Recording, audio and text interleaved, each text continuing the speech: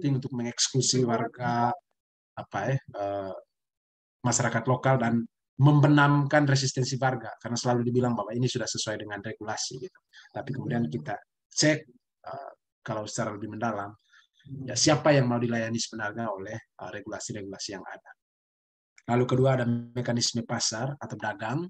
Jadi kita dijejali dengan cerita bahwa kalau mau maju, kalau bersaing atau kalau mau maju ya bersaing lah gitu. Jadi harus punya modal, harus punya skill. Jadi pasar kemudian menjadi kekuatan penting untuk mendefine siapa yang sukses atau siapa yang sejahtera. Jadi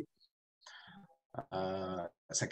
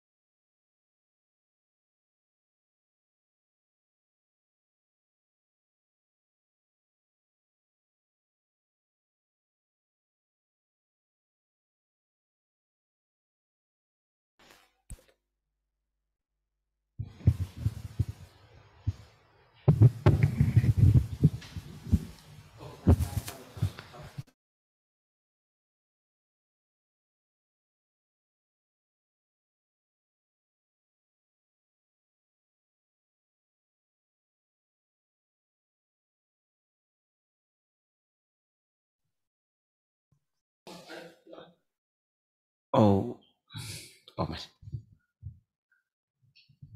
Halo Kak Fenan.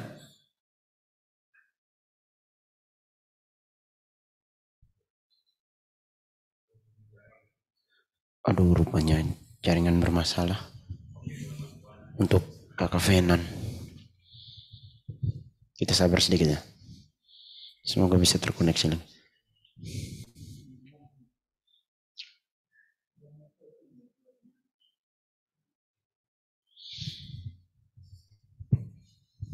minta maaf teman-teman. Oke. Sip. Lagi satu slide ini. Ini gara-gara Sandiaga Uno datang ini. Lalu ya benar.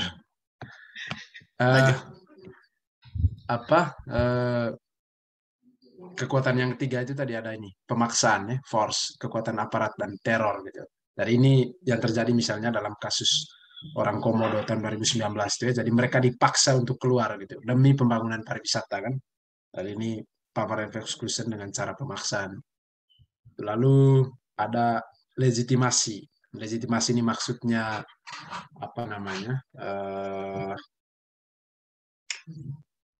Bahasa-bahasa yang kemudian membenarkan kenapa kita mesti harus setuju dengan ini. Misalnya bahasa tentang demi pengentasan kemiskinan di Flores, atau demi percepatan pembangunan, demi kesejahteraan.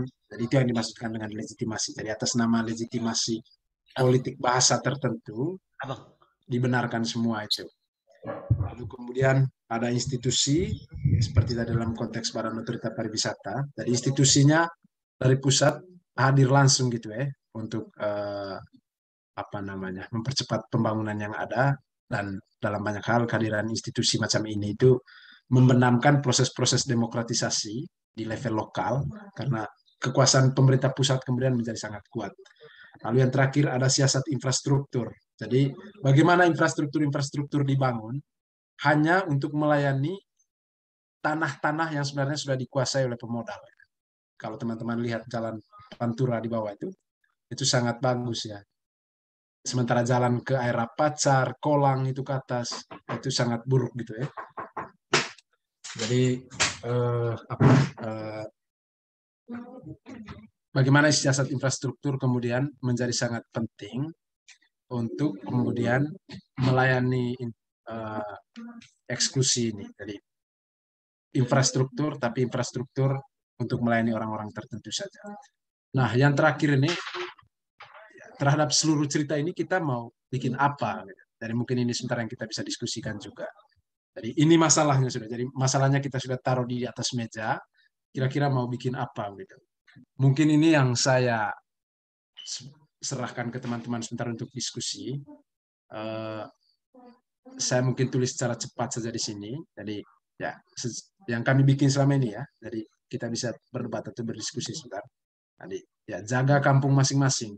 Penguatan gerakan di basis masyarakat. Kalau bahasanya Manggarainya itu nekateng tangeberit gitu. Tadi itu.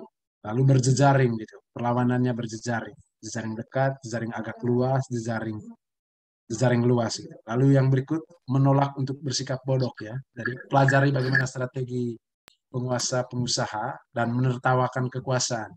Nah, itu yang kami dari cara kecil ini yang coba kami lakukan selama ini di Labuan Bajo. Jadi melalui produksi-produksi pengetahuan, artikel, diskusi, ini sebenarnya kita sedang mau mengkritisi kekuasaan gitu, dan melihat celahnya di mana kurang. Lalu belajar tools dan strategi baru melalui gerakan-gerakan media sosial misalnya. Lalu bikin gerakan alternatif, gitu. Gerakan-gerakan yang berbasis komunitas yang memang sebenarnya itu yang harus didorong, gitu. Alih-alih hanya berkonsentrasi saja pada investasi.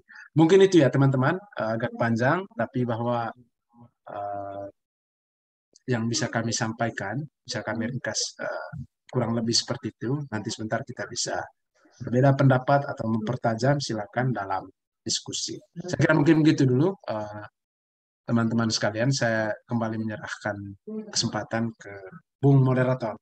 Silakan, Bung. Oke, terima kasih banyak Kak Fenan. Maaf untuk satu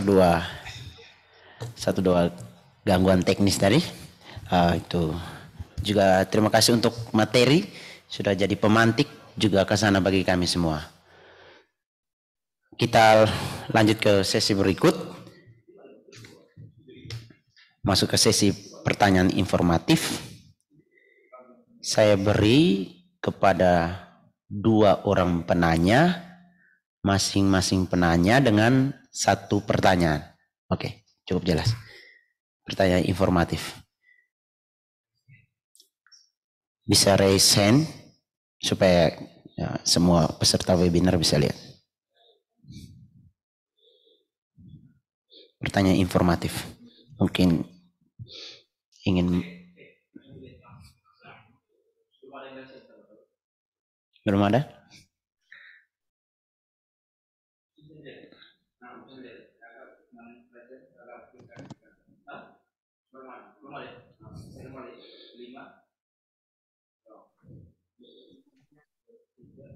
Bagaimana?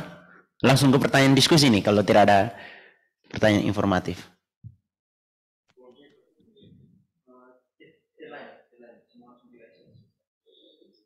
Oh ada, Saudara Fanci Balo bisa aktifkan audio dan video. Ya. Silakan bertanya, waktu diberikan. Baik, selamat malam. Halo. Halo, selamat malam. Suaranya sudah terdengar.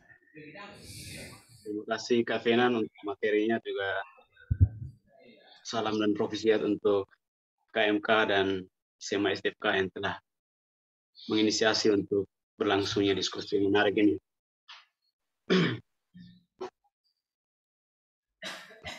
Nah, ini bicara tentang pembangunan pariwisata dan banyak hal yang harus kita omong. Ini soal banyak hal yang terjadi di NTT yang tidak beres ini, baik juga. Nah, jadi pertanyaan saya itu mungkin entah tadi disinggung dalam materi Kak Fenan atau tidak, saya tidak tahu karena jaringan saya juga di sini agak bermasalah. Saya hanya mempertanyakan bagaimana posisi tokoh-tokoh adat yang memiliki hak mereka di tanah-tanah itu. Bagaimana posisi masyarakat adat? Karena omong tentang tanah ini juga berkaitan, pasti bersentuhan dengan masyarakat adat itu, dan bagaimana sehingga tanah itu bisa ada di di tangan-tangan para penguasa itu, bagaimana proses awalnya itu, mungkin perlu kami ketahui juga. Sehingga kalau misalnya masalah-masalah pokok itu kita tidak ketahui secara pasti, ini juga menjadi soal untuk kita bersuara untuk karena sekarang ini yang punya kekuasaan, yang punya kekuatan itu yang punya uang. Jadi dari saya itu saja, hanya mempertanyakan posisi masyarakat adat. Terima kasih atas persoalan ini. Oke, terima kasih. Tambah satu penanya lagi. Bisa raise hand dan aktifkan audio dan video.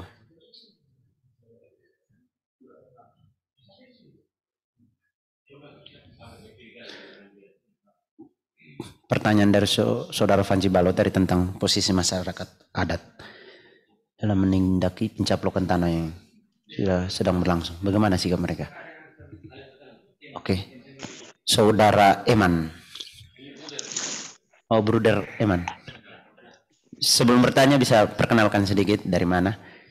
Baik, selamat malam untuk teman-teman dari Lero dan juga untuk Kak yang telah memaparkan materi diskusi kita pada malam hari ini. Terima kasih banyak.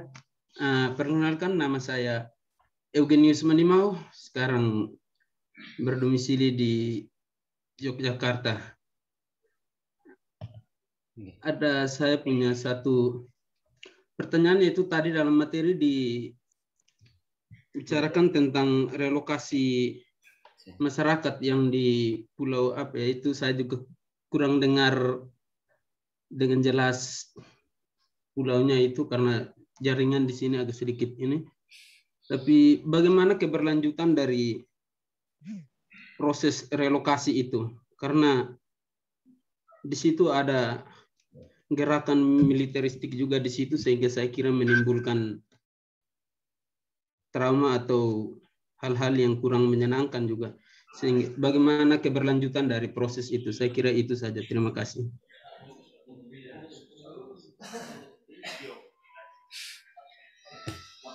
Oke, terima kasih pada Bruder Egen. SWD.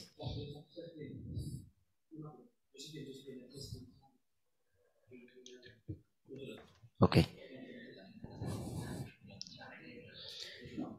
Bruder Egen tadi bertanya tentang bagaimana keberlanjutan relokasi masyarakat. Gerakan masyarakat yang dipaksa untuk relokasi dengan tindakan militeristik atau paksaan-paksaan itu, bagaimana keberlanjutannya.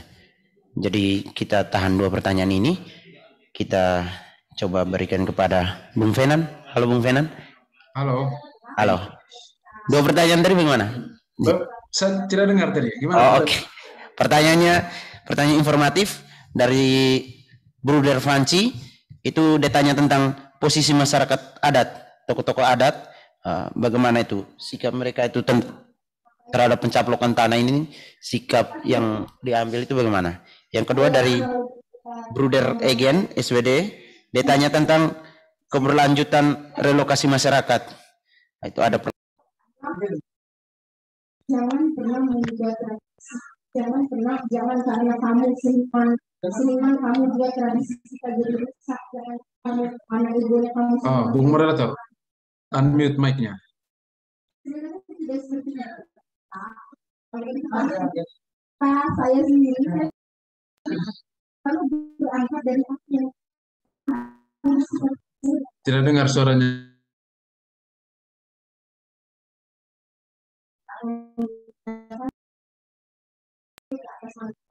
Halo. Ya.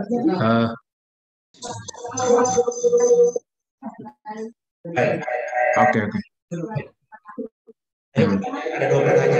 Oke. Untuk pertanyaan pertama tadi, terkait dengan bagaimana posisi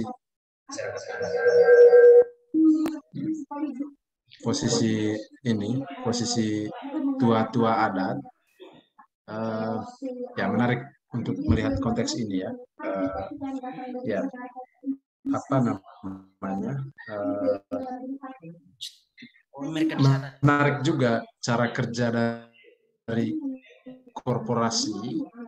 Ini mereka memanfaatkan juga tua-tua adat yang ada untuk untuk bisa masuk gitu ya. Misalnya contoh dalam konteks kasus-kasus tanah di Labuan Bajo, ya banyak juga tua-tua adat yang kemudian menjadi pintu masuk gitu dari tawaran yang ada gitu.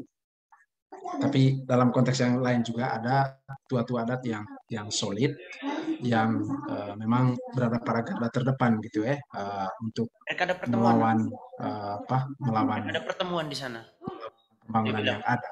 Sehingga memang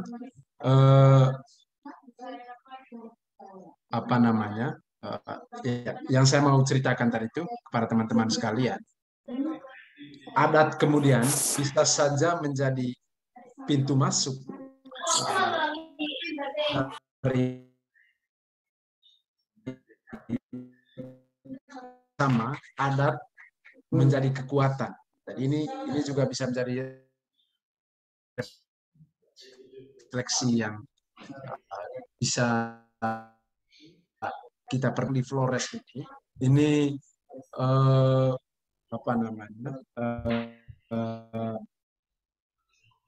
tidak sudah kafeinan punya adat dia bisa menjadi peluang masuk, bisa menjadi titik lemah, tapi pada saat yang sama dia menjadi kekuatan gitu. Dan kami selama ini di Labuan Bajo sangat berhati-hati juga bahasa adat gitu, karena dia bisa sangat dalam kasus tertentu dia menjadi peluang justru, tapi pada saat yang sama dia bisa menjadi kekuatan.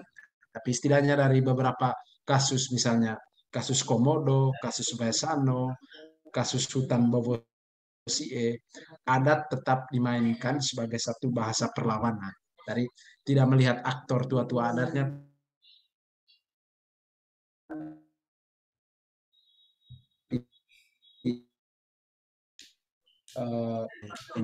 pertanyaan pertama tadi. Pertanyaan kedua gimana tadi, Bung?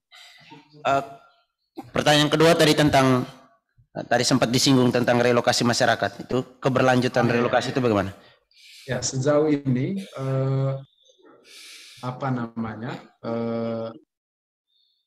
untuk relokasi warga sendiri, itu untuk Komodo sejauh ini memang ya ini ya belum jadi. Jadi karena gelombang perlawanan yang terjadi tahun 2019 itu dibatalkan, tapi sampai sekarang belum ada pemberitahuan resmi terkait dengan ini ya, kelanjutan dari relokasi ini, karena seperti yang saya sudah bilang tadi, sepertinya pemerintah merubah strategi ini untuk merelokasi warga setempat gitu, dengan menghadirkan perusahaan-perusahaan yang ada di dalam sekarang. Makanya memang tugas kami selama ini itu menjadi sangat berat ya, untuk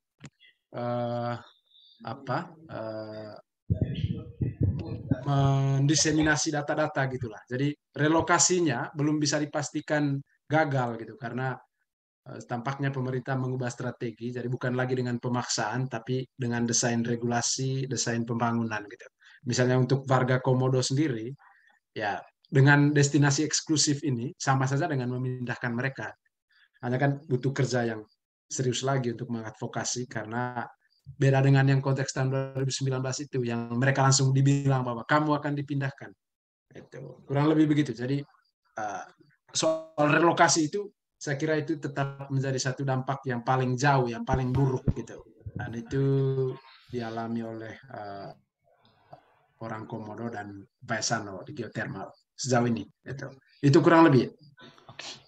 Oke, terima kasih untuk jawabannya yang diberikan. Masih ini Kak, masih terdistorsi suara saya kok? Sudah aman. Tadi agak terganggu sih dengan keributan yang di situ, tapi sekarang sudah agak lebih baik, sudah membaik. Oke, saya kira teman-teman webinar juga bisa dengar suara kafeinan dengan baik.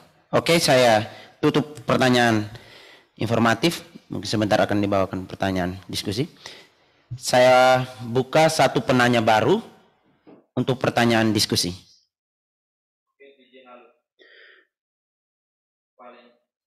Oke, kita ke Saudara Ferdi Jahalut. Kita berangkat dari satu penanya. Baik, terima kasih Saudara Moderator untuk kesempatan yang diberikan kepada saya.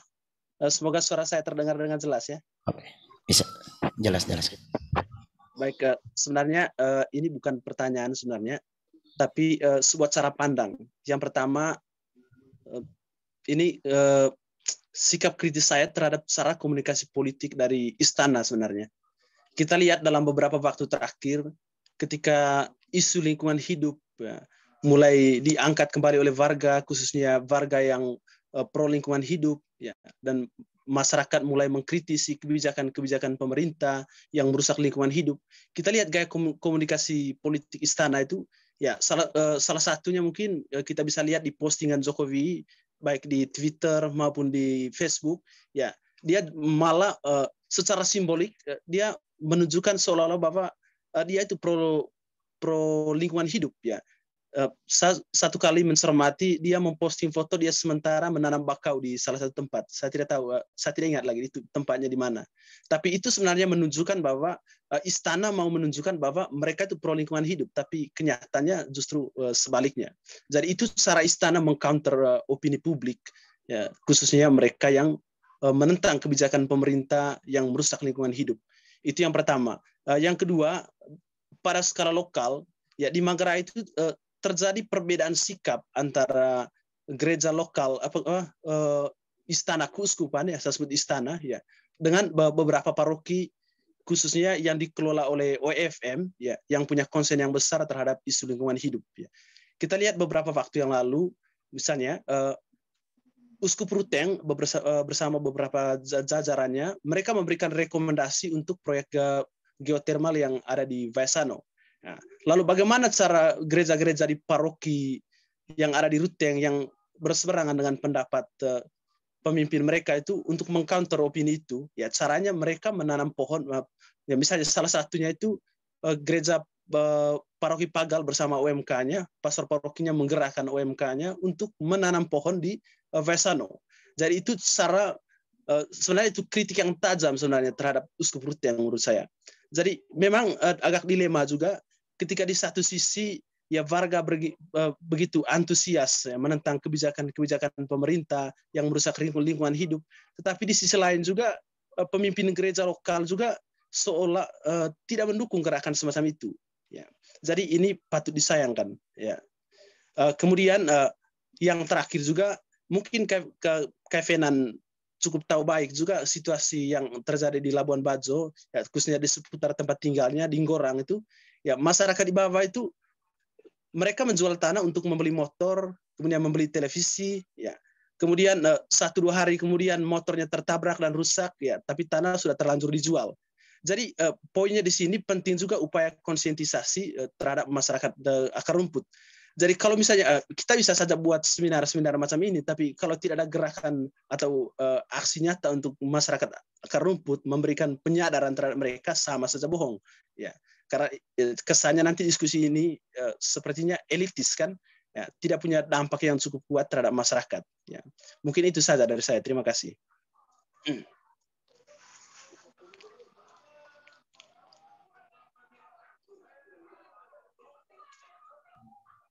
Terima kasih, sudah. Oke, terima kasih Kak Ferdi Jahalut. Kak Venan, bagaimana tadi ada catatan dan kritik itu? Beberapa catatan kritik dari Saudara Ferdi Jahalut. Bagaimana? Saya kira untuk 2 poin yang pertama, itu saya tidak perlu tanggapi lagi karena memang itu kenyataan yang terjadi bahwa ada perbedaan, lalu ada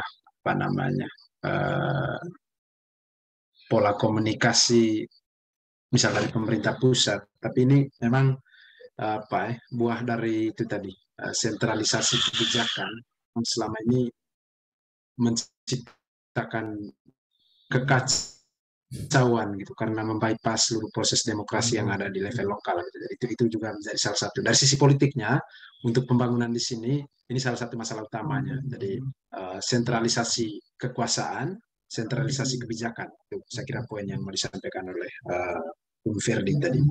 Lalu yang kedua, yang saya tadi sampaikan di beberapa solusi tadi itu soal jaga kampung misalnya, itu sebenarnya tindakan nyata dari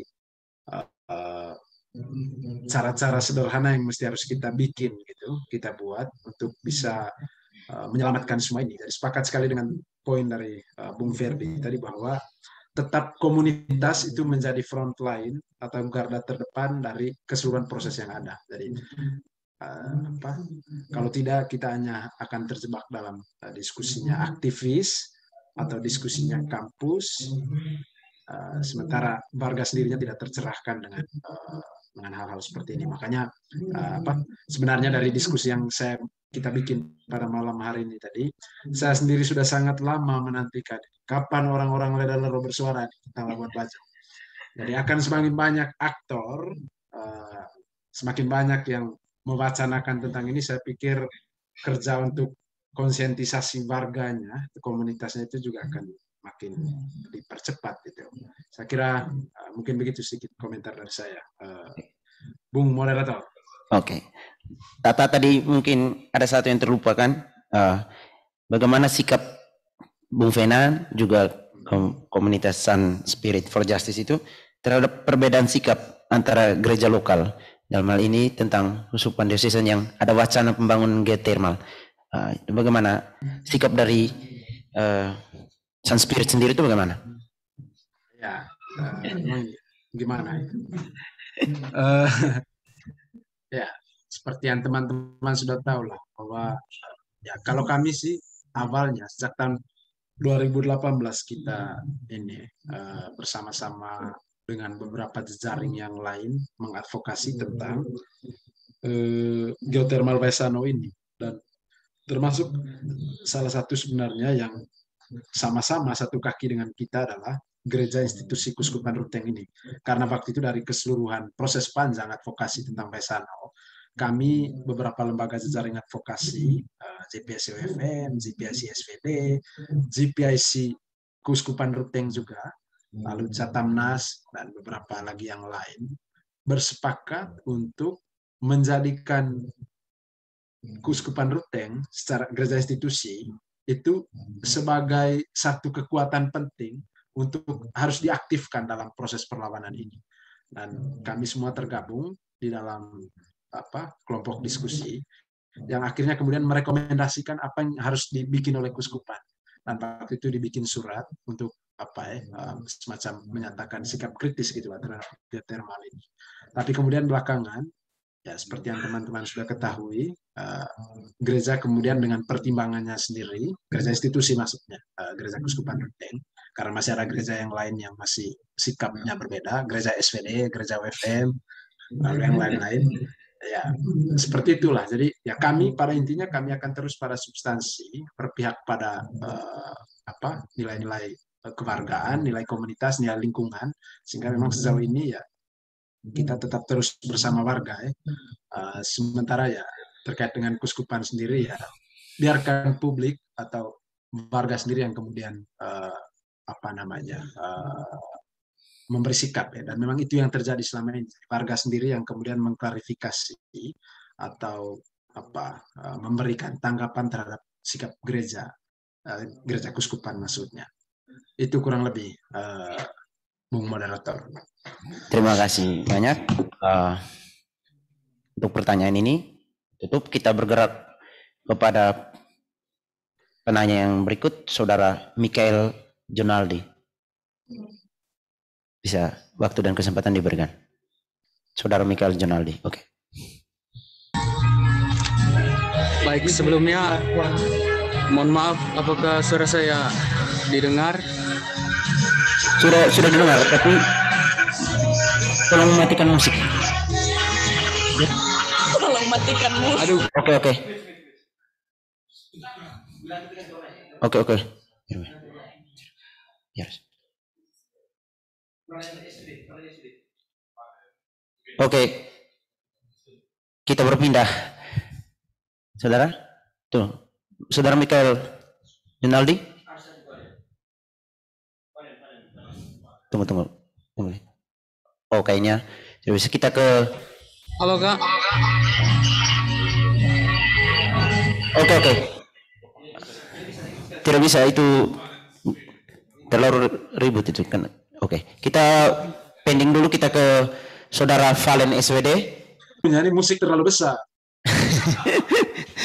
Kita buka kesempatan kepada Saudara Valen SWD untuk bertanya. Waktu dan kesempatan diberikan. Selamat malam. Terima kasih untuk Pak Fenan yang sudah menyampaikan materinya dengan baik. Hormati dulu, konfirmasi bertanya ke kau. Saya berbicara itu karena ini mengenai masalah lokal, tetapi sebenarnya ini hasil dari suatu masalah besar, masalah internasional yang besar sekali. Itu seperti pembangunan itu, pembangunan selalu dinilai berdasarkan pertumbuhan ekonominya. Nah, itu berasal dari program rekonstruksiisasi ekonomi yang dilakukan oleh IMF itu sehingga segala sesuatu berkaitan dengan pembangunan itu selalu hanya dinilai itu berdasarkan produk domestik bruto itu, sehingga pertumbuhan ekonomi itu dilihat baik, lalu seolah-olah itu sudah baik sekali, sedangkan pembangunan yang tidak merata lalu pendapatan yang tidak merata itu seolah-olah tidak diperhatikan. Misalnya di NTT sendiri, pertumbuhan ekonomi kita beberapa tahun terakhir ini membaik, tetapi rasio Gini itu perbedaan pendapat, ketimpangan pendapatan masyarakat itu rendah sekali. Bahkan kita NTT itu berada di urutan ke-16, itu hampir mendekati rasio Gini nasional. Lalu soal ini itu kita ada dilema soal pembangunan.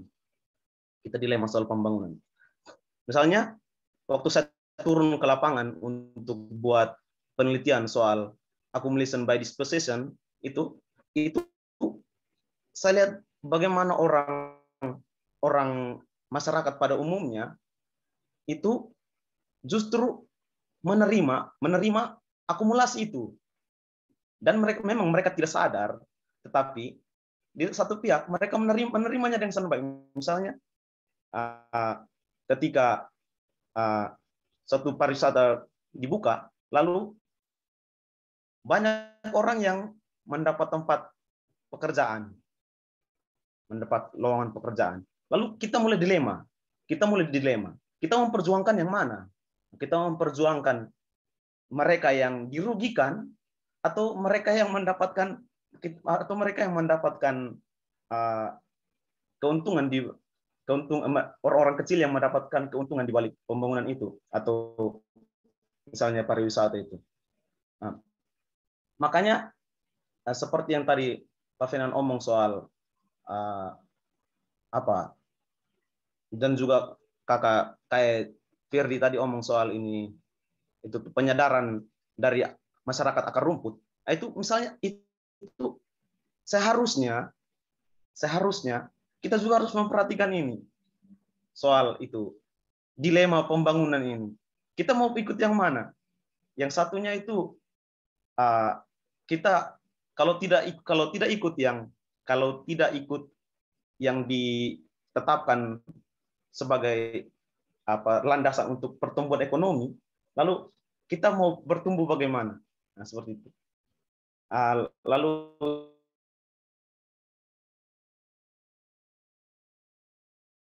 yang seperti saya omong itu, ada juga masyarakat justru menerima akumulasi seperti itu. Jadi mohon tanggapannya. Terima kasih banyak.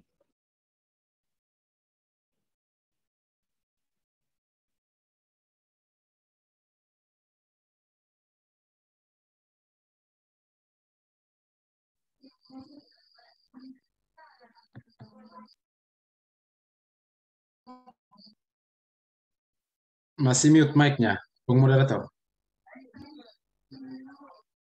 Yang di situ. Oke.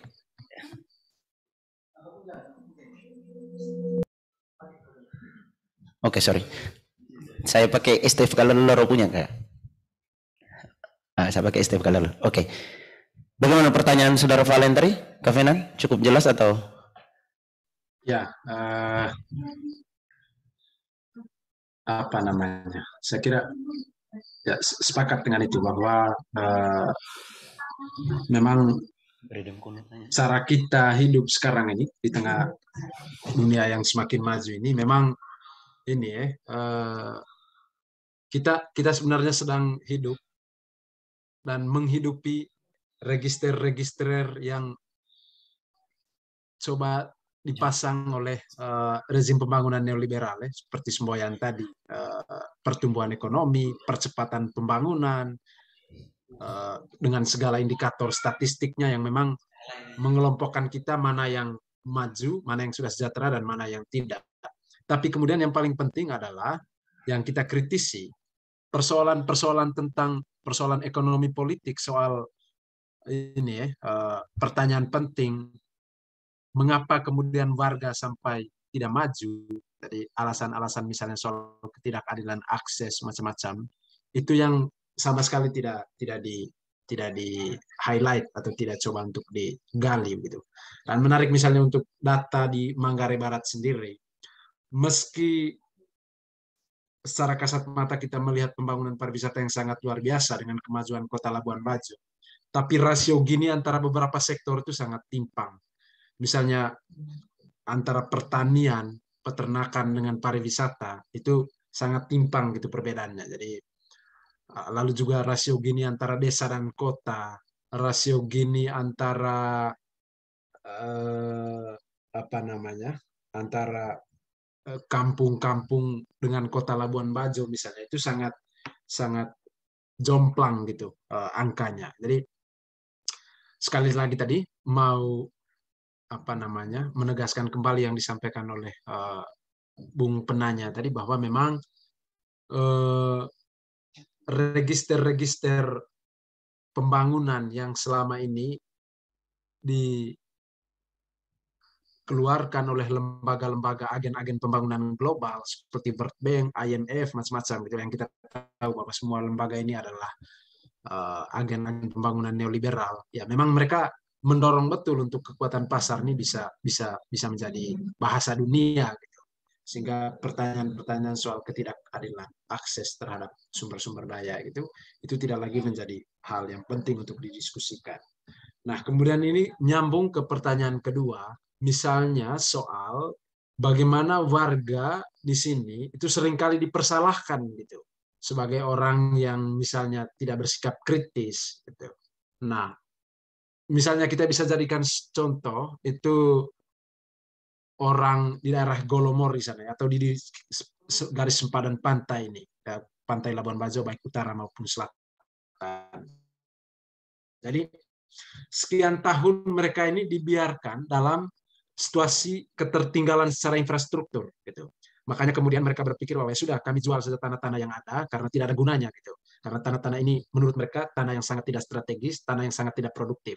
Tapi kemudian ketika semua tanah itu sudah dikuasai oleh orang-orang Jakarta, oleh pemodal, ya karena hubungan mereka yang sangat dekat dengan kekuasaan, tiba-tiba jalan yang sangat bagus, yang sangat lebar dibangun tadi di atas tanah-tanah itu. Sehingga kemudian ya warga ibaratnya sudah jatuh tertimpa tangga pula gitu. Jadi sudah dibiarkan sejak lama tertinggal secara infrastruktur, lalu kemudian pada saat yang sama tanah-tanah mereka dijual gitu dengan gampang dilepas karena memang mereka sendiri menilai bahwa tanah itu tidak produktif. Tapi kemudian ketika sudah dikuasai, tiba-tiba infrastruktur untuk mengakses tanah-tanah itu dibangun gitu. Dan pada saat yang sama atau celakanya, warganya kemudian dituding sebagai orang yang bersikap bodoh, tidak kritis, menerima dalam hal misalnya melepas lahan-lahannya. Itu juga kita perlu harus secara kritis, kira-kira apa situasi yang menyebabkan mereka bersikap seperti itu. Sementara yang lain misalnya soal dilema, bahwa kita akui bahwa pariwisata atau apapun namanya, sektor pembangunan tertentu, pertambangan macam-macam, itu pasti akan membuka peluang lapangan pekerjaan kan. Tapi kan ya kalau kita mau secara radikal betul menjawab ini, ya ujung-ujungnya orang kita akan tetap pencapaian paling tingginya itu adalah menjadi buruh gitu. Jadi menjadi buruh di hotel, di mana-mana gitu. Tadi dan pada saat yang sama keseluruhan sumber daya agraria yang menjadi basis material yang sangat penting untuk pembangunan jangka panjang, sektor pangan, pertanian, peternakan itu dilepas gitu. Jadi kita juga mesti harus secara hati-hati untuk melihat tawaran gitu dari pembangunan, misalnya contoh penciptaan lapangan kerja tadi gitu. Ya, kasus yang sama, misalnya cerita yang sama kita dengar dari sepanjang pesisir pantai utara Manggarai yang memang dulu menjadi sasaran target tambang gitu. Jadi bahwa ada lapangan pekerjaan, tapi kemudian setelah 15 tahun mereka pulang yang tersisa hanya lubang-lubang, ya warga kembali menjadi petani, tapi lahannya sudah habis. Gitu. Jadi kalau kita di sini, oke, kita akui bahwa pariwisata membuka peluang lapangan pekerjaan, tapi yang kita mau semestinya bahwa selain bekerja di sektor-sektor real pariwisata, tapi sebenarnya warga sendiri yang harus menjadi bos atas pekerjaannya, dengan dan salah satu garansi untuk bisa menjadi bos atas pekerjaannya adalah basis material yang namanya tanah gitu. Jadi, lantas kalau tanah-tanah ini semua sudah terjual, baik atas nama penjualan secara pribadi atau melalui institusi negara, investasi, ya ini juga menjadi salah satu krisis yang sangat besar yang perlu kita harus mitigasi. Saya kira sekian komentar dari saya. Oke, saya kira cukup jelas dari penjelasan dari Kevenan tentang poin kepada konsentrasi masyarakat akar rumput lah soal bagaimana. Kita bergerak ke pertanyaan penanya berikut kepada Saudara Tata Redemkono. Waktu dan kesempatan diberikan.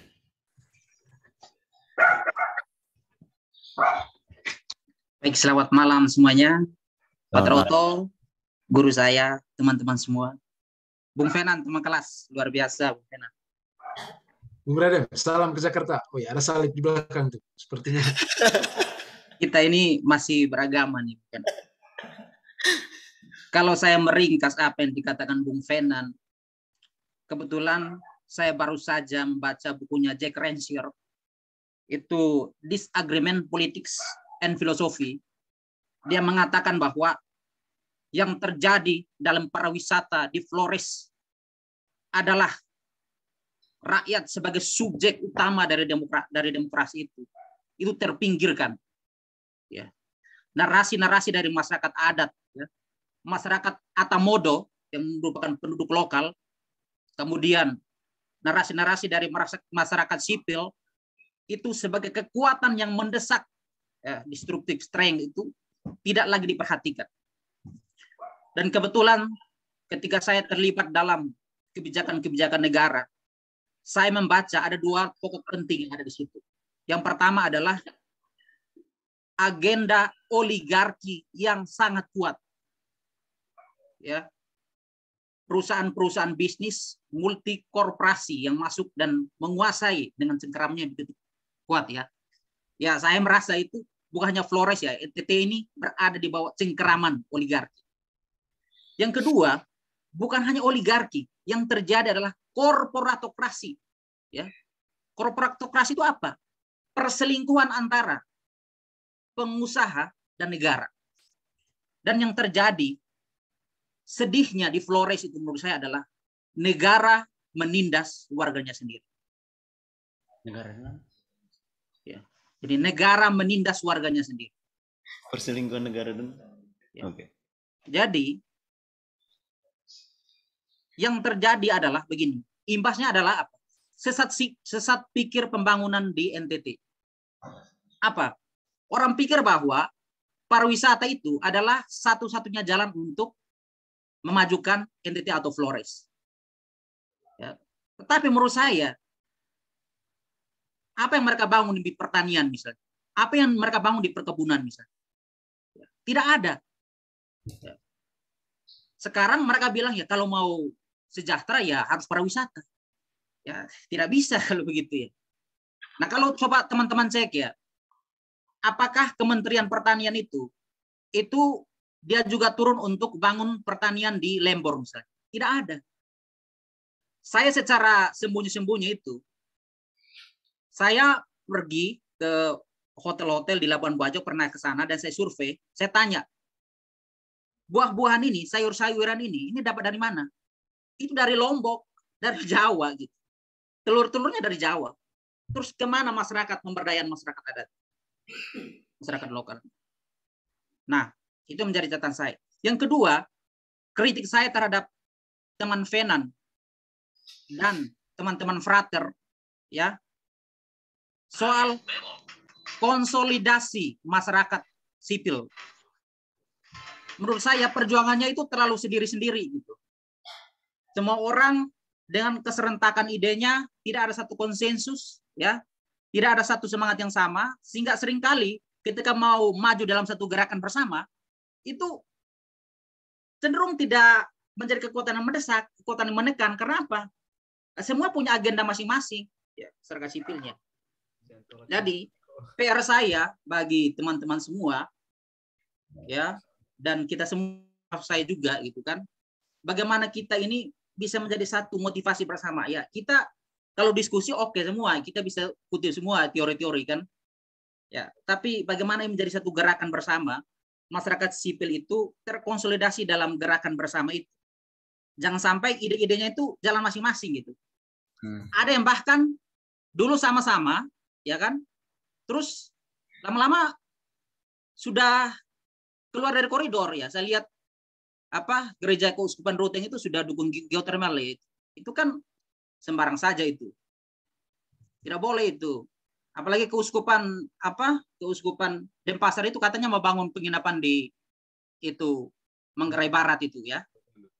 Ya, kita membangun penginapan di tengah kemiskinan masyarakat, ya saya tidak tahu konsep teologi macam apa gitu. Ya. Gitu mungkin tanggapan saya. Terima kasih atas diskusi ini. Semoga ada gerakan-gerakan aksi yang bisa kita perjuangkan bersama. Salam untuk teman-teman semua. Ya, terima kasih Kak Redem. Bagaimana Kak Fenan terhadap catatan tadi? Ada satu pertanyaan. Konsolidasi bersama. Jangan sampai seperti ada pemisahan antara gerakan gereja dan gerakan kelompok. Saya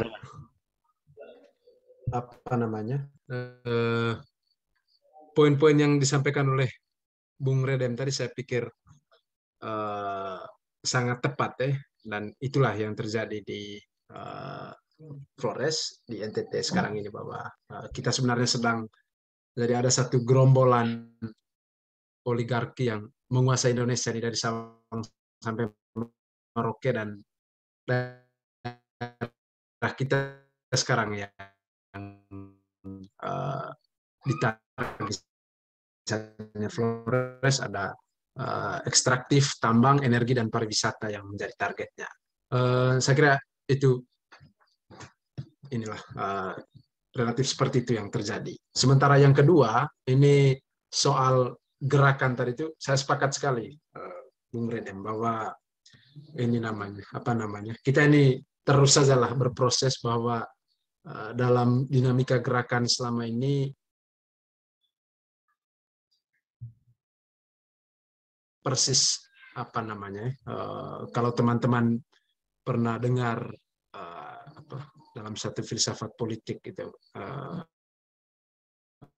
Laclau bilang chain of equivalency, bahan isu-isu yang ada ini persis menjadi satu kerja yang tidak mudah gitu ya. Misalnya contoh kita di Labuan Bajo, kadang guide-nya jalan lain, masyarakat di dalam kawasan jalan lain, orang kapalnya jalan lain, sopir taksi bandaranya jalan lain, pusing gitu. Jadi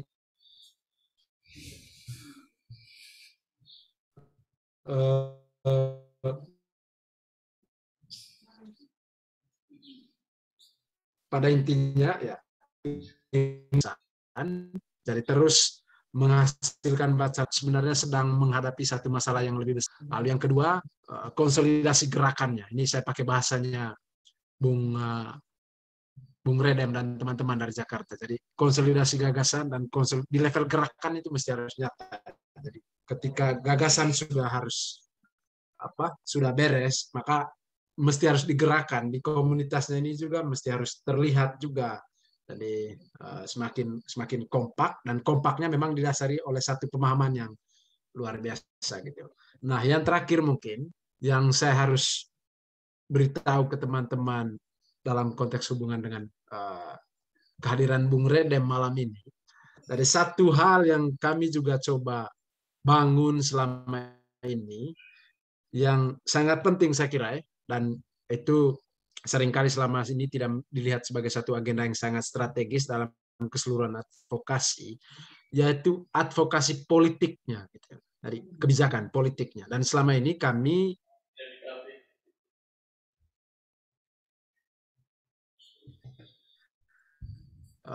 Bang Ansilema ini rajin gitu berkomunikasi, karena kita berpikir bahwa politik, jadi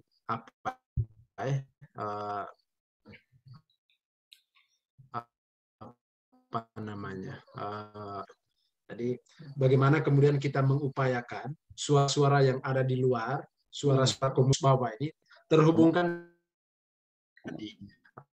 dan salah satunya itu di parlemen. Yang memang selama ini banyak sekali perdebatan di sini bahwa ya kenapa mesti harus terhubung dengan politisi ini, politisi itu, lain-lain gitu. Jadi itu cerita yang kemudian beredar di lapangan, karena ya, tahulah teman-teman sekalian kalau kita berbicara tentang politik ini.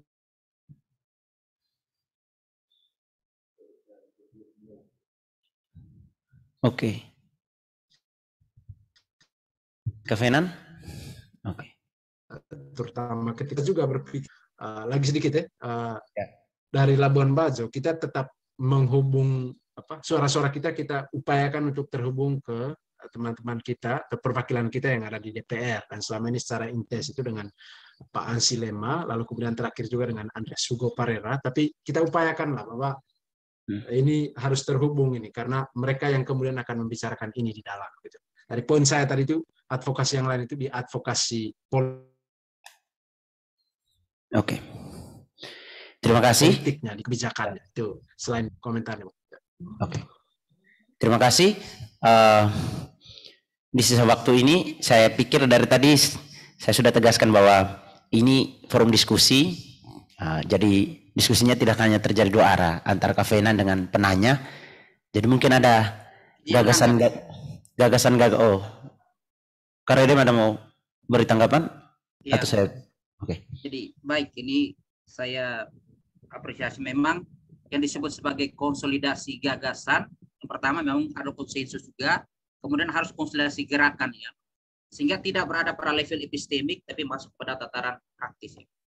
Nah, sebagai info saja, Bung Fenan dan teman-teman, ya sementara kita melakukan revisi Undang-Undang Konservasi Nomor 5 tahun 1990.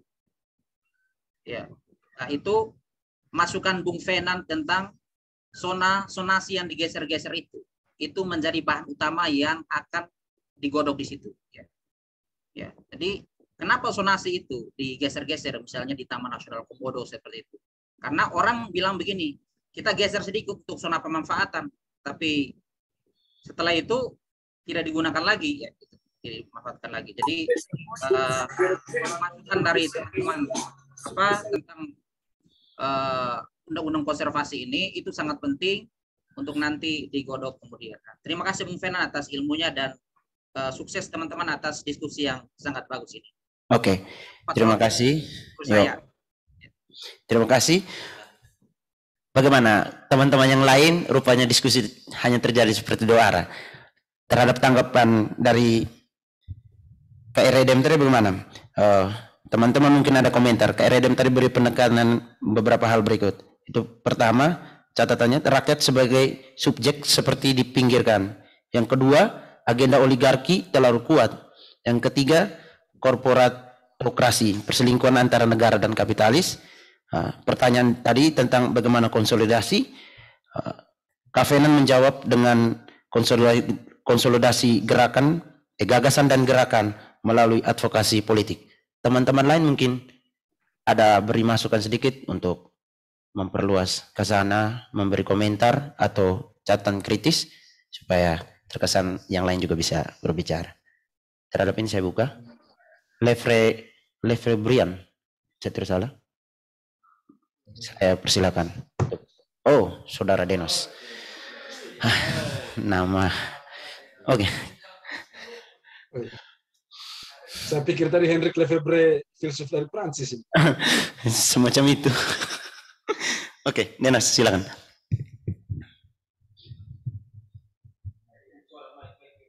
Audio. Denos, audionya belum. Oke.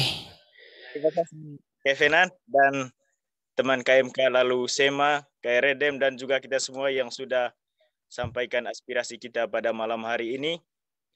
Dan saya setuju dengan apa yang disampaikan oleh ketiga pembicara tadi terutama dari Kay Ferdi Jahalut, lalu Kay Redem, dan juga diikuti oleh Kay Fenan. Pertama, bahwa selama ini kita hanya bergerak dalam diskusi saja, dan itu yang disebut sebagai konsolidasi gagasan tadi. Dan ini terkesan elitis, ya, artinya kita mengambang begitu saja, kita bisa katakan itu. Dan oke lah bahwa kita sering tulis dan ajukan kritik melalui tulisan, postingan-postingan di Facebook atau di media sosial, tetapi itu tidak dipengaruhi.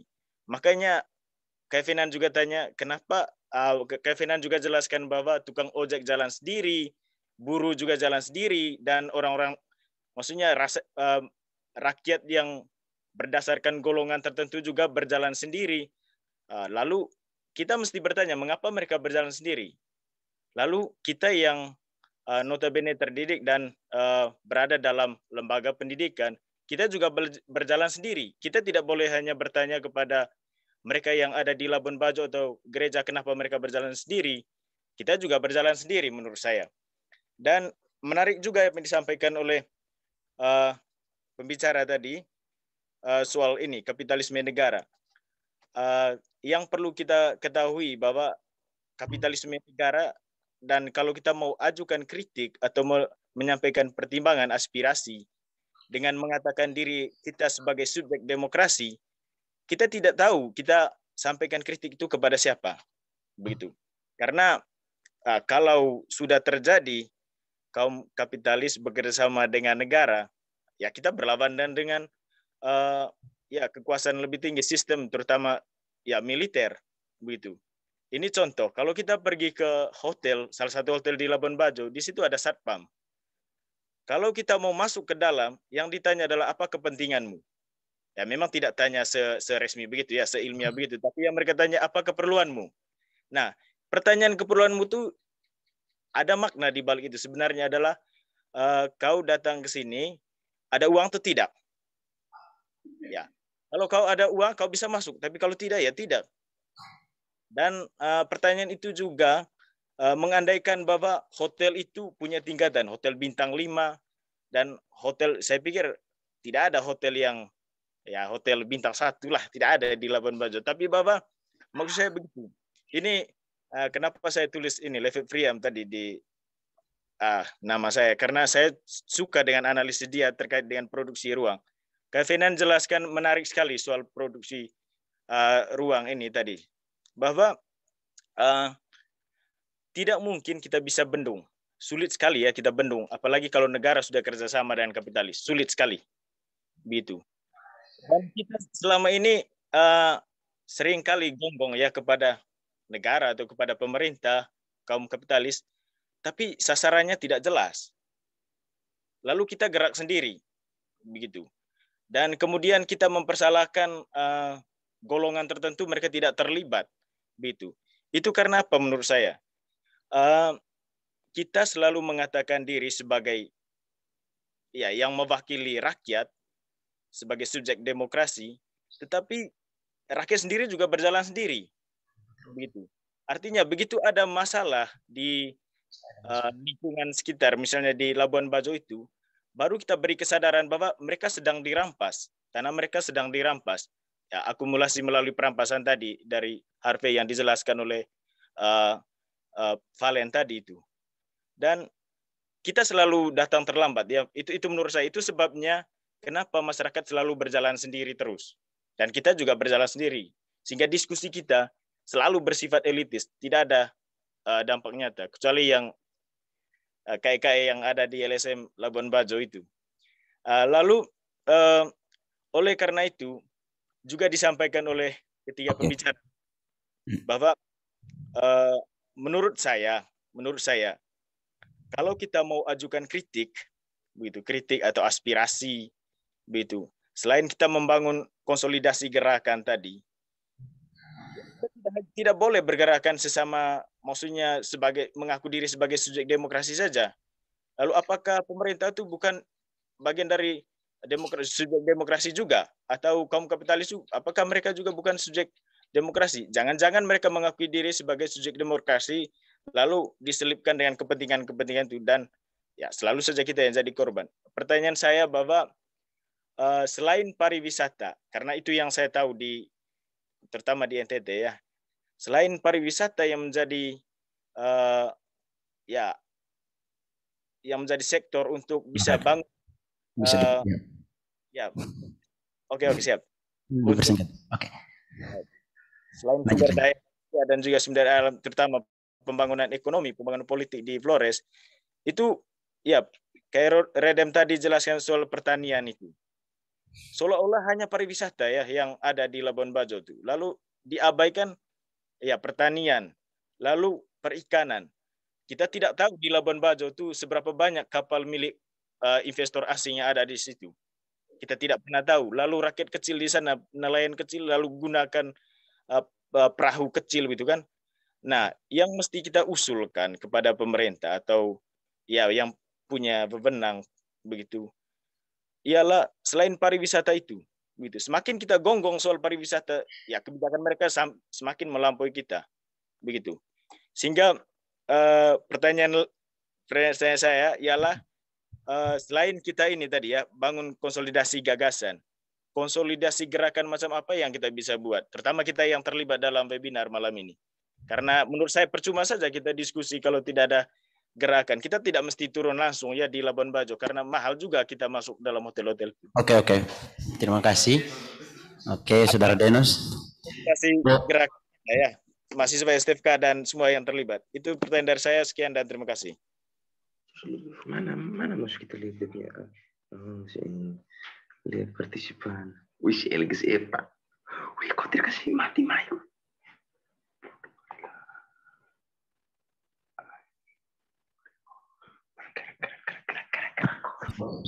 Sudah, Bung Moderator.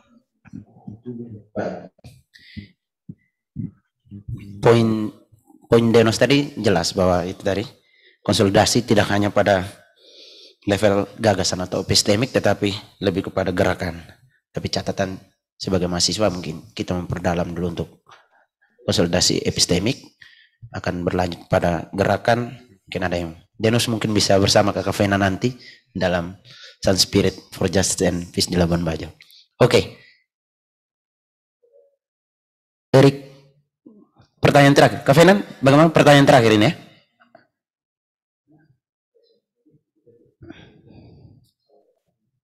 Baik, terima kasih atas kesempatan yang diberikan. Selamat malam untuk kita semua. Perkenalkan, saya Erik dari Fakultas Filsafat Universitas Katolik Widya Mandira Kupang. Apakah didengar, teman? Halo? Halo? Dengar. Kevenan ini. Ya, oke. Pertanyaan terakhir ya ini. Kak Willy. Aduh. Oke. Oke. Kayaknya yang ini kurang jelas. Kita ke Kevenan ini yang terakhir. Jelas dari situ. Tidak jelas dari situ. Dia masih omong. Tidak. Oke. Tidak omong lagi. Pater Willy, mungkin pertanyaan terakhir. Pater Willy.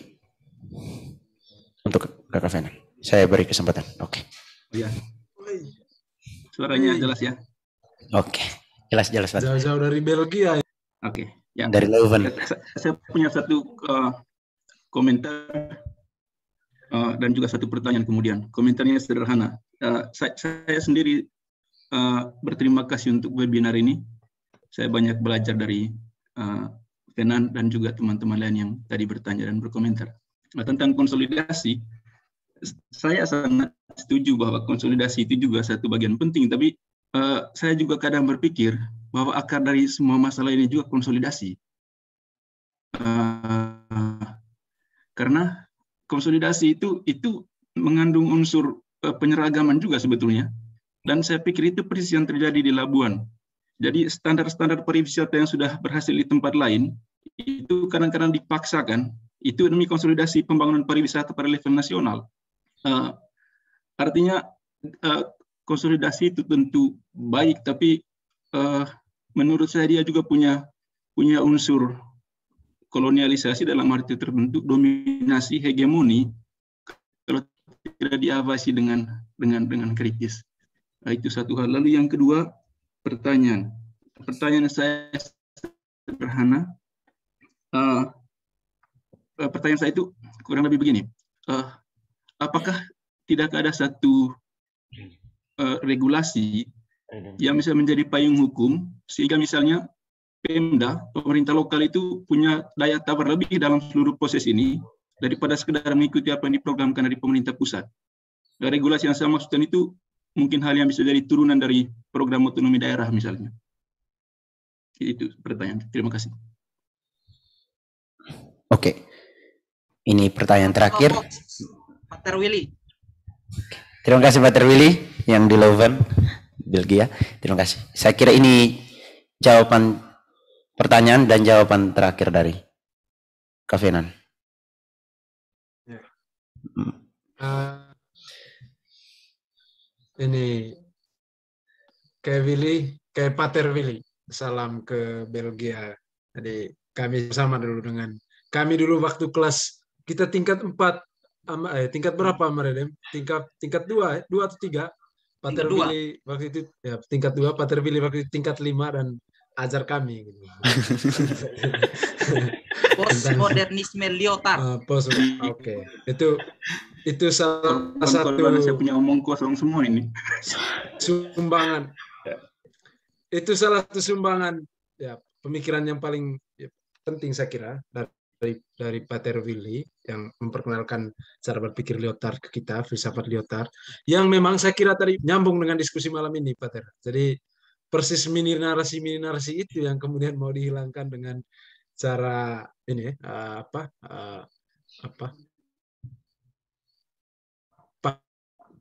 pariwisata kemudian saya kira Amaredemasi dan menjadi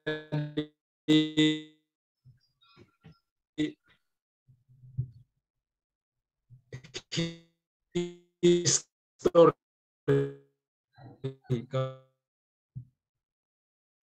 dapat ini jadi harus satu sejarah penyeragaman keseluruhan dan itu yang sebenarnya selama ini kan kita di sini bahwa ketika pariwisata sangat dipercayakan untuk menjadi penanda kemajuan ya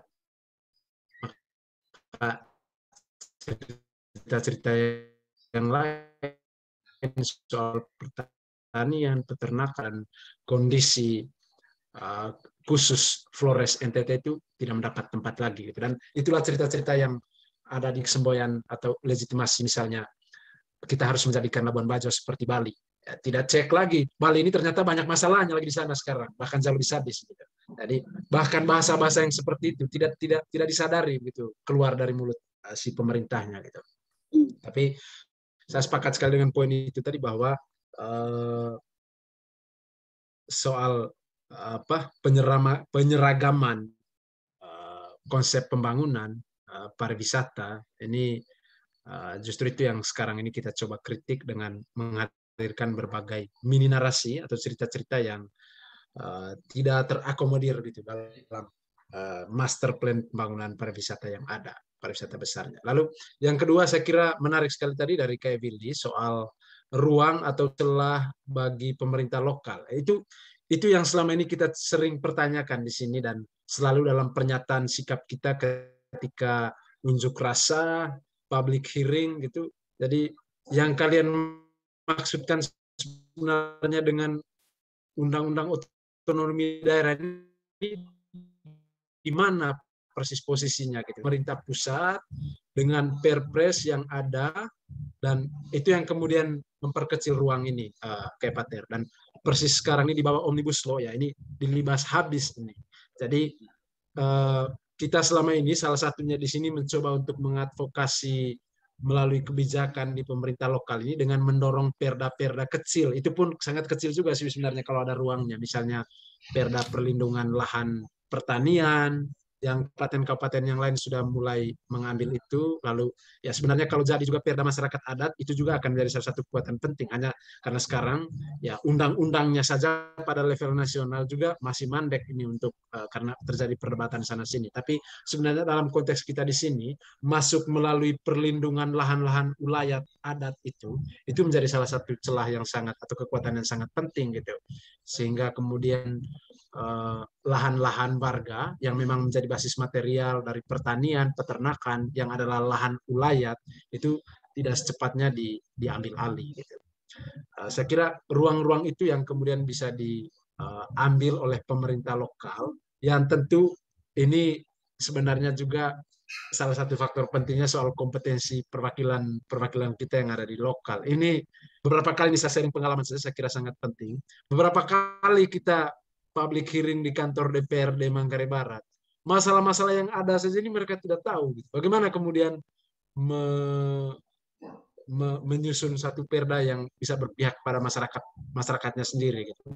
Jadi diinformasikan lagi dari pusat oleh Bung Redem mereka ini ke teman-teman DPR yang ada di sini baru kemudian bergerak gitu. Sebagai contoh misalnya soal rencana untuk pembabatan hutan Bovosia ini, ya belakangan ketika alat-alat berat sudah masuk baru kemudian bersuara, wah ini air kita ini, bagaimana?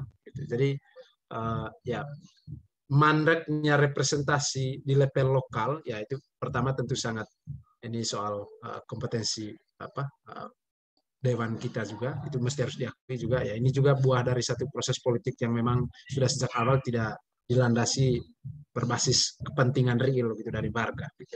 Di samping itu juga memang dalam konteks Labuan Bajo, secara politik memang, secara kebijakan ini peran pemerintah pusat terlalu besar, terlalu dominan. Ya ruang-ruang demokratisasi pada level lokal ini kemudian dikunci habis gitulah. Ini memang salah satu hal yang selama ini menjadi keprihatinan kita dari sisi politiknya, dari sisi demokrasinya. Itu kurang lebih. Baik, Mater saya kira cukup jelas dari Kak Fenan.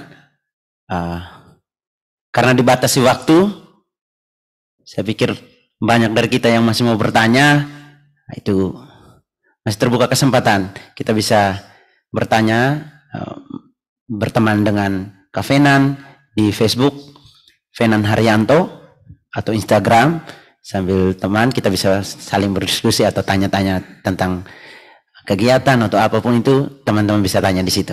Oke. Instagram ya. Oke. Instagram atau Facebook. Jadi saya kira cukup di sini. Kak Fenan mungkin ada closing statement. Setelah closing statement masih ada beberapa rangkaian cara sedikit. Kak Fenan, jangan langsung minggat. Ada penyerahan sertifikat dan foto bersama. Jadi Kak Fenan closing statement dulu mungkin. Saya beri waktu. Semoga tidak terlalu mengganggu. Ini musik DJ dari lantai bawah ini sudah mulai bunyi. Jadi kami ada acara juga di sini tadi.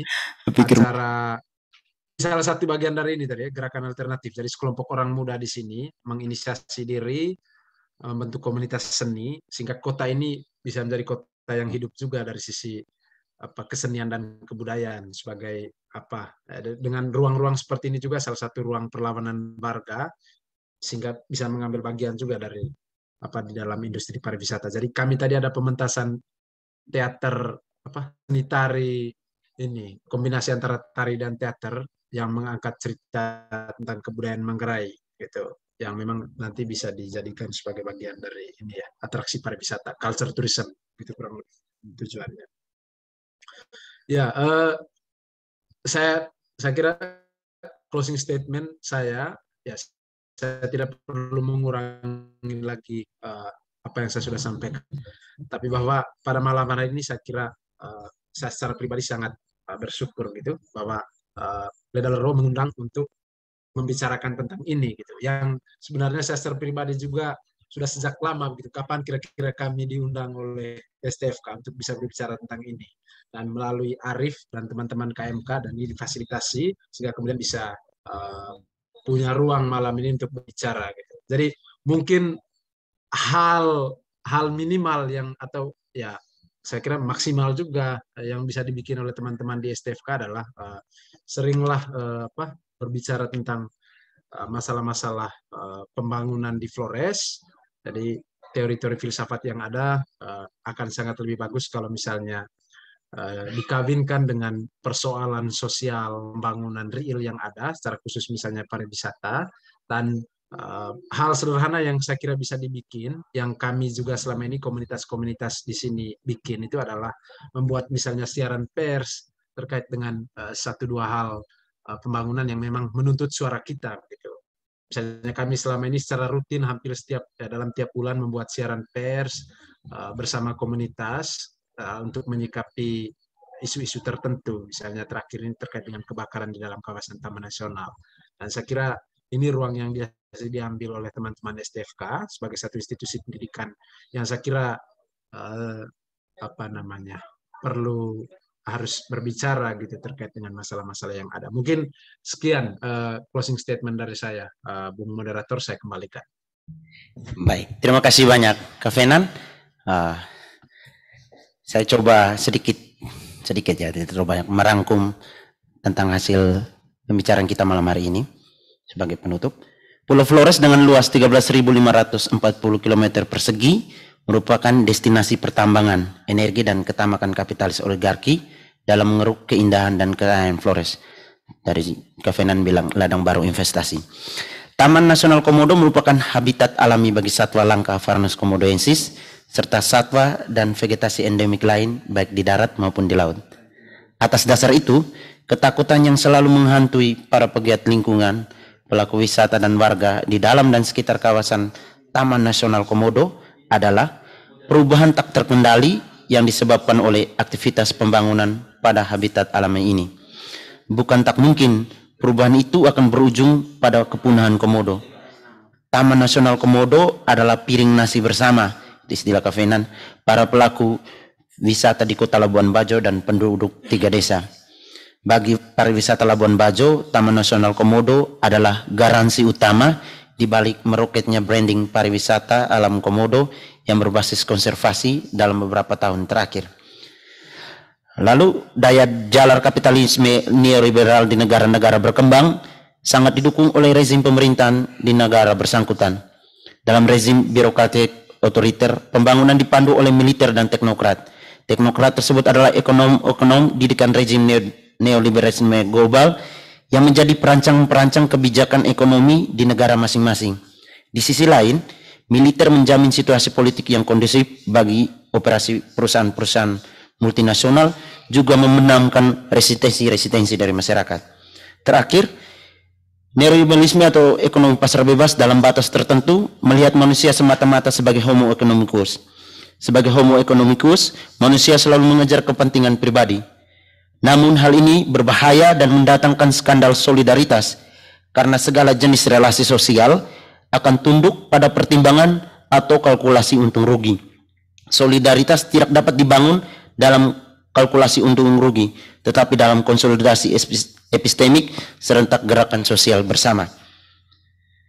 Sebaliknya, solidaritas dibentuk oleh pengorbanan kepentingan pribadi demi kepentingan bersama. Pada titik paling ekstrim, terjadi peralihan cara pandang terhadap orang lain atau yang lain. Yang lain tidak lagi dilihat sebagai subjek, tetapi objek yang diperalat untuk kemauan dan keinginan si subjek. Pertanyaan refleksi untuk kita, kemanakah kita? Baik, terima kasih. Itu catatan penutup. Sekarang ada beberapa seremoni lanjutan, itu penyerahan sertifikat. Oke, baik. Kita akan lanjut, Kak Fenan, kita akan lanjut ke penyerahan sertifikat. Jadi yang mewakili SEMA.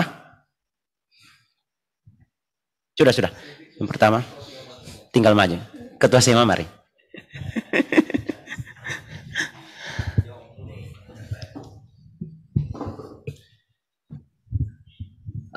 Selamat malam, Kak Fenan. Sekarang ini kita masuk pada sesi penyerahan sertifikat yang akan ditampilkan di layar screen Zoom. Kita saksikan secara bersama-sama.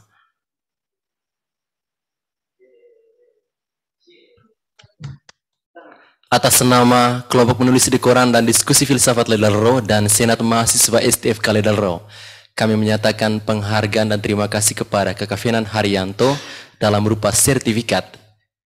Kita berikan aplaus untuk Kakak Fenan Haryanto. Terima kasih banyak. Terima kasih banyak. Salam banyak untuk KEKE di Sun Spirit for Justice and Peace Labuan Bajo. Ya. Kemudian kami berikan sertifikat penghargaan atas nama KMK dan Diskusi Filsafat Dalro dan Senat Mahasiswa STF Dalro kepada Sandre Loreng sebagai moderator webinar kita pada malam hari. Sandre Loreng. Muat Sandre, terima kasih banyak Muat Sandre. Oke, terima kasih banyak. Berikutnya kami berikan sertifikat kepada para peserta webinar pariwisata dan pembangunan di Flores. Inilah sertifikatnya. Terima kasih banyak. Nanti kami akan mengirim sertifikat ini ke setiap kita dan kami akan mengirimnya dalam bentuk link drive. Dan karena itu kita nanti akan mengunduh secara mandiri sertifikat tersebut melalui link yang akan kami kirim nanti. Dan link untuk sertifikat itu nanti akan disebarkan melalui website STF Dalro. Jadi mohon kita membukanya atau mencari bersama di website STF Dalro. Sesi berikutnya itu foto bersama.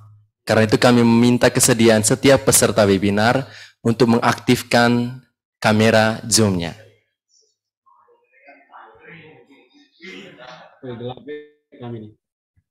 Setiap kita diminta untuk mengaktifkan Zoom. Ya, jadi ada 5 halaman, kami hitung. Fanci, relax ya, Fanci. Kita baru meng-off-kan kamera setelah ada instruksi dari kami. Ya. Kami hitung 1, 2, 3. Belum. Sabar. Kita tunggu yang berikutnya. Mohon bersabar. Ada 5 kali sesi pengambilan foto. Tahap kedua, kita mohon bersiap-siap. 1, Formal sekali. 2, 3. Ayo. Mau lamar Cleven nih. Tahap ketiga, pengambilan foto. Setiap kita mohon siap diri. 1, 2, 3. Yang tidak dapat balon di or itu diam-diam lah. Tahap keempat, pengambilan foto. Relax ya, Balo. Mohon teman-teman membuka kameranya karena ada beberapa yang belum membuka kamera ini. Mohon dibukakan kameranya. Teman-teman silakan membuka kameranya. Ya. Ada kesalahan 1, 2, 3. Balo. Tahap kelima, pengambilan foto. Kita diminta untuk membuka kameranya. Kami kimor ya. 1, 2, 3. Habis. Terima kasih semuanya. Dari Jerman. Terima kasih banyak. Kami kembalikan kepada saudara moderator. Yang tidak dapat balon di or diam-diam ya. Kalau diam balon. Baik. Mewakili kelompok diskusi, kelompok menulis di koran dan diskusi filsafat Dalro, juga Senat Mahasiswa Dalro, kami mengucapkan terima kasih pertama kepada pemateri Kak Venansius Haryanto. Terima kasih banyak. Semoga selalu diberkati dalam karya bersama komunitas Sun Spirit dan kepada kita semua. Dan saya tidak bisa sebutkan satu-satu. Karedem dan semua kita yang terlibat, terima kasih semua. Saksikan diskusi-diskusi selanjutnya. Kami kalau ada diskusi lagi kami akan bagikan. Kami mengundang senior-senior yang di KMK dulu untuk terlibat dan semua kita yang tertarik bisa bergabung supaya kita tukar ide gagasan dengan kami yang masih belajar bersama sini dengan kakak-kakak mereka yang sudah di lapangan. Oke. Kemudian ini senior KMK. Oke. Saya pikir tadi kita buka dengan doa, sekarang kita tutup dengan doa bersama juga. Marilah kita berdoa dalam nama Bapa dan Putra dan Roh Kudus. Amin. Allah Tritunggal yang Maha Kudus, terima kasih untuk penyertaan-Mu selama kami mendiskusikan ide-ide, gagasan, dan gerakan bersama yang akan kami lakukan. Berkatilah kami semua dalam perjalanan hidup kami, dalam usaha memperjuangkan lingkungan hidup, kemanusiaan, dan kegiatan kami setiap hari. Kiranya Roh Kudus-Mu menyertai kami selalu dalam semuanya itu. Demi Kristus Tuhan dan pengantara kami. Amin. Dalam nama Bapa dan Putra dan Roh Kudus. Amin. Untuk semua kerabat tugas yang bekerja, Kak Wanto, semua, Tio, terima kasih semua. Untuk teknisi semua, terima kasih. Terima kasih banyak. Kami mundur dari meja redaksi. Tunjuk aja barang muka lo. Paulus tuh, kasih tunjuk muka dulu Paulus. Sempurna tuh kawan, semoga berikutnya bisa. Salam Kleroro, sukses untuk teman-teman. Salam. Paulus semakin sukses ya. Kevin, ada foto gratis di Labuan Bajo kan? Lihat. Arif. Ada hotel gratis, Kak. Kakak Redem, selamat malam Kakak Redem, apa kabar? Kakak Redem, selamat malam, apa kabar? Arnus sudah cocok jadi rektor itu, Arnus. Weh, pada kumis tuh cukur lo. Ya, nanti apa? Agendakan apa yang mungkin kita bisa bantu toh, teman-teman. Oke, apa ya? Baik, teman-teman. Pamit dulu ya. Bung Redem mereka harus satu minta bantuannya nanti teman-teman KMK kirim berita untuk kakak bantu muat di berita, media mana begitu. Terima kasih banyak kakak. Seperti biasa saya untuk Kevin jangan lupa kirim materi Kevin. Yuk Kevin, pamit. Lihat tuh tutup dan pamit ya. Kami pamit. Ciao. Selamat. Nanti share beritanya ke kita, nanti kita siap lagi. Siap. Dan juga materi diskusi. Kak Fenan, terima kasih banyak kakak. Siap. Terima kasih Kak Fenan, terima kasih. Yo. Salam Kleroro. Salam. Bijai. Orang engkau juga nih, Tio. Tidak mandi juga gara-gara nih. Balo. Abang Ija Badar. Tidak kontrol ya. Nama Tebana. Mana Ija Badar?